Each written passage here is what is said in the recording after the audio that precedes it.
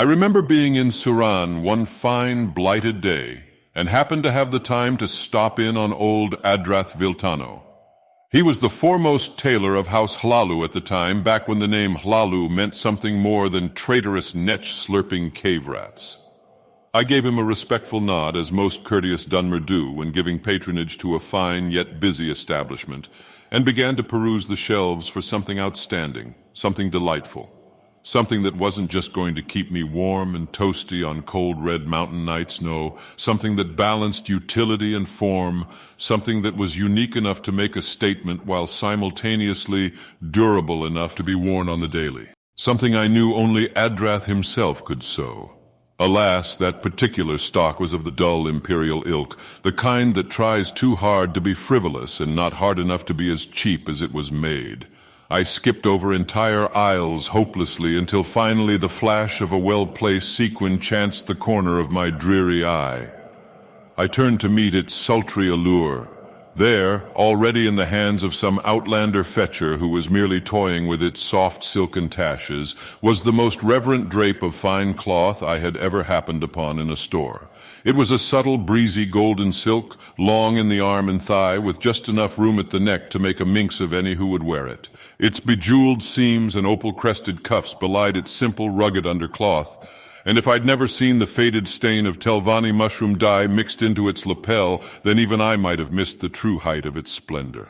I knew if I didn't act in all haste, the filthy Nord that clutched it was going to soil it even more by taking it up to the counter and buy it. Perhaps worse, even wear it. The thought of a putrid, sweaty sea of unwashed Nordman back hair despoiling such a prized and cultured artifact disgusted me, and I could feel rage of a Kulakan within surging through my torso like a wave. Hurriedly I paced purposefully towards the mortal, and with a stern but determined finger tap to his left shoulder I got the mongrel dog's attention.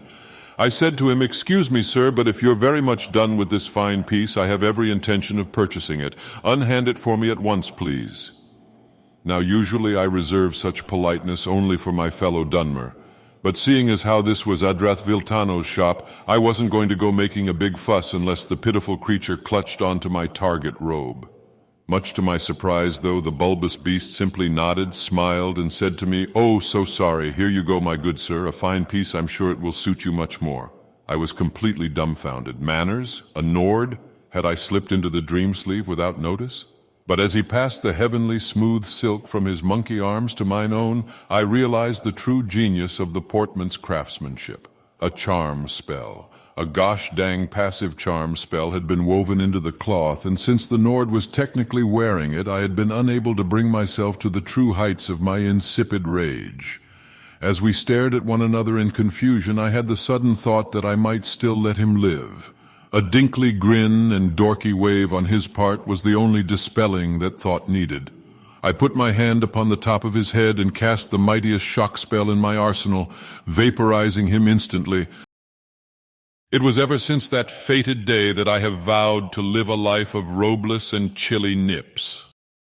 I have the robe locked away in a chest at Red Mountain, and from time to time I do gaze upon it, if only to remind me just how easily the good things in life can be ruined by the basal ignorance of unthinking outland ogres.